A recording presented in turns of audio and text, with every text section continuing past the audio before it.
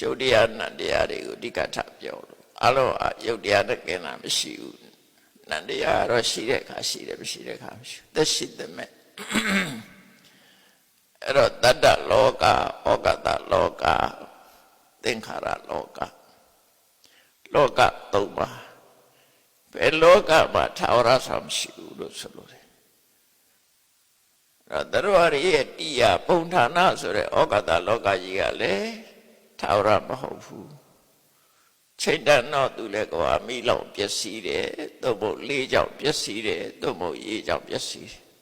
ဒါရဲ့ပြောက်ွယ်သွားမယ်ဟာကြီးပဲထို့တူပဲဩကတလောကကြီးပြောက်ွယ်သလိုတတ္တလောကကြီးကလည်းပဲရွှေရှာပြောင်းလဲပြီးတော့နေကြတာ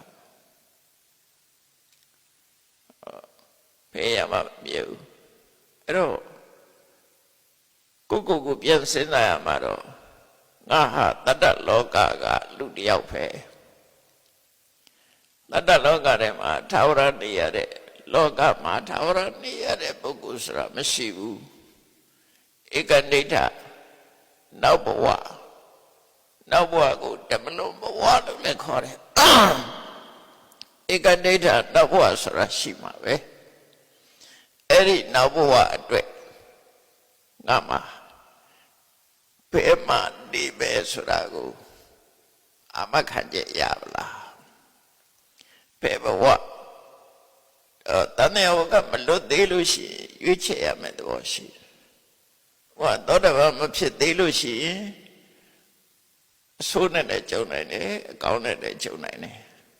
သောတာပန်ဖြစ်သွားရင်တော့ကာမ7ဘုံတွေကအပယ်4ဘုံကလွတ်သွားပြီသိချတယ်အဲ့ဒီမြောက်တော့ဘူးအဲ့ဒါတော့အာမခံချက်အောက်မသွားဘူးဆိုတော့ပြေဝရသွားပြီသောတာပန်မဖြစ်သေးရင်တော့အပယ်4ဘုံကတော့ဘုန်းကြီးလည်းမလွတ်ဘူးလူလည်းမလွတ်ဘူးပုရုဇဉ်မှန်လို့ရှိရင်ပြောလို့မရဘူးရှေးတုန်းကရန်တော်တွေဧရကပတ္တနဂမင်းရဲ့ဇက်ကိုကြည့်မဆိုရင်ရန်တော်တစ်ပါးဟာလေးစီးသွားရင်နဲ့ကဏ္ဍမှာရှိတဲ့တပင်လေးကိုလမ်းပြီးတော့ဆွဲလိုက်တာလေးရှိန်နဲ့တပင်လေးကပြတ်သွားတာအမှန်တမဲ့ဖြစ်သွားတာသူစိတ်ထဲမှာဒါလေးကမပြောပါတော့ဘူးဘုန်းကြီးဆိုတာကတပင်တွေပါလေဖြတ်စည်းခွင့်မရှိဘူးဖြတ်စည်းရင်အပြစ်ရှိတယ်ပေါ့အဲ့ဒါနဲ့ဖြိမ့်မြက်ကလေးကိုလမ်းဆွဲလိုက်တော့အဲ့ဒီဖြိမ့်မြက်ကလေးကပြတ်ပါလားမတော်တဆဖြစ်တာပဲဆိုအသာနေတာဒီကနေ့ကျတော့ငါတိလားစင်ကြယ်လားလို့သူစဉ်းစားလိုက်တဲ့အခါကျတော့အဲ့ပြင်းမြက်ဖြတ်ဆွဲတာလေးတစ်ခုကသူ့အတွက်လာပြီးစတော့စတဲ့ဖြစ်နေ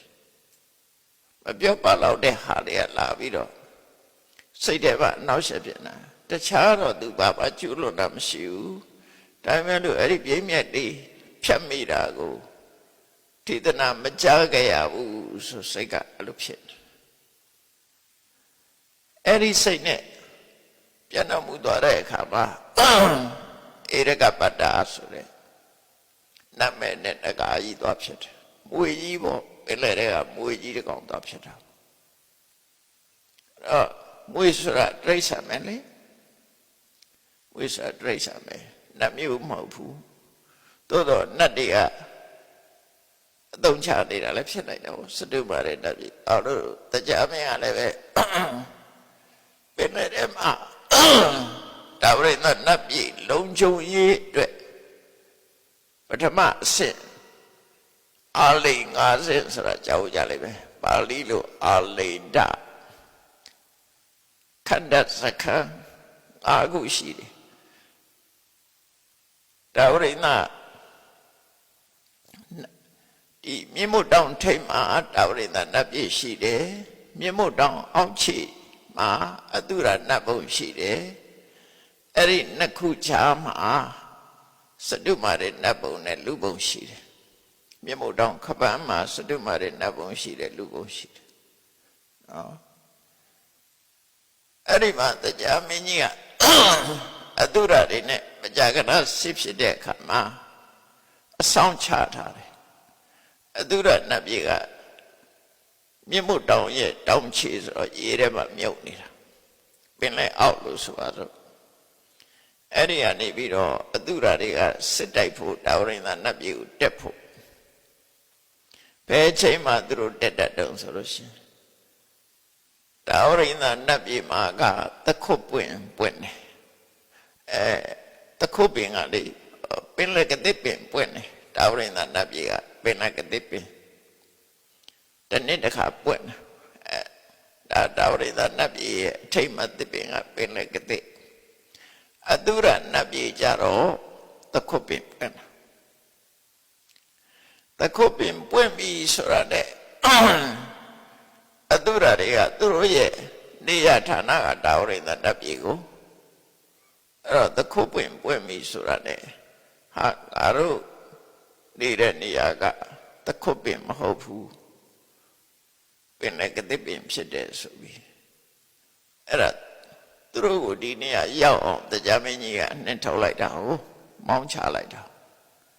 အဲ့ဒါနဲ့တခုတ်ပင်ပွင့်နိုင်တာဝရိန္ဒနတ်ပြည်ကိုတက်လာကြတယ်စစ်တိုက်ဖို့တက်လာကြအဲ့ဒါကိုကြောက်ပြူတာနဲ့တူရတယ်တခုတ်ပင်ကမိတချီခဏခဏစစ်ဖြစ်တယ်တခုတ်ပင်ပွင့်နိုင်သူတို့ကစစ်တိုက်တယ်အဲ့ဒါလို့စစ်တိုက်တဲ့အခါမှာပင်လေအောက်ချီပင်လေမျက်နှာပြင်ထိအောင်နဂါရီကိုစောင့်ချထားတဲ့တရားမင်းကြီးကအဲ့တော့သူရတွေတက်လာပြီဆိုရင်ပထမနဂါရီနဲ့တိုက်ရတယ်အဲ့နဂါဆိုတာမွေတွေပဲအခုပြောတဲ့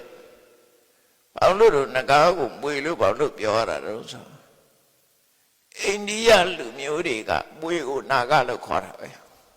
သူတို့ဝါရနဲ့နာဂလို့ခေါ်တာဘင်္ဂလားဒေ့ရှ်ကလူတွေကလည်းနာဂလို့ခေါ်တာသူတို့နဲ့တွေ့မေးကြည့်ပေါ့နာဂဆိုတဲ့နာမည်နဲ့ခေါ်တာပဲမွေဟောက်တွေသူသဖြင့်မွေဟောက်ကြည့်တယ်အဲ့တော့သူတို့စကားတွေပါရိုက်ရလဲမွေကိုနာဂဆိုတဲ့နာမည်နဲ့ရိုက်ထားပဲအဲ့ဗမာတွေကတော့မွေလို့ပါလားပြန်ကြတယ်မှန်တော့နာဂဆိုတဲ့စကားလုံးကသူတို့ဆရာလာတဲ့စကားလုံးအဲ့ဒီနာဂကိုပဲရှေးချပြောင်းပြီးတော့နဂါလို့ဗမာခေါ်လိုက်တာနဂါလို့ခေါ်တာအဲ့တော့တရားမင်းတို့ကသူတို့ဒီမွေတွေကိုစိတ်ခိုင်းတာအဲ့ဒီမွေတွေကတချို့မွေကြီးတွေကတကူအဲ့ဒီပါကမ္မစိတိတကူရှိတယ်သူတို့ကိုသူတို့ရုပ်ပြောင်းလို့ရုပ်လွဲလုံနိုင်တယ်ဖန်ဆင်းနိုင်တယ်ပေါ့အဲ့ဒီဆိုတဲ့ကိုရှိတယ်ဒါပေမဲ့သူတို့ကနတ်မဟုတ်ဘူးစတုမာတဲ့ပုံသားမဟုတ်ဘူးအပဲလေးပုံသားပဲဘာလို့လဲဆိုဧရကပတ္တနဂါဟာမေကုန်းနေမေလို့ဘုရားကဖြေတဲ့အခါမှာ तू သောတပန်မဖြစ်ဘူးအကဲ့၍သူကနတ်မျိုးနတ်နွယ်ဆိုရင်သောတပန်ဖြစ်ရမှာနော်ဟိုပြီးရင်ကရမာတာဆိုတဲ့တရေမာတောင်မှာပဲသူက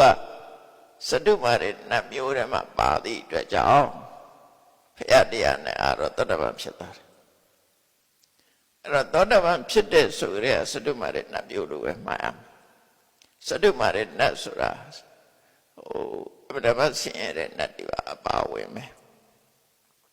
အဲ့တော့နဂါရီတော့မပါဘူး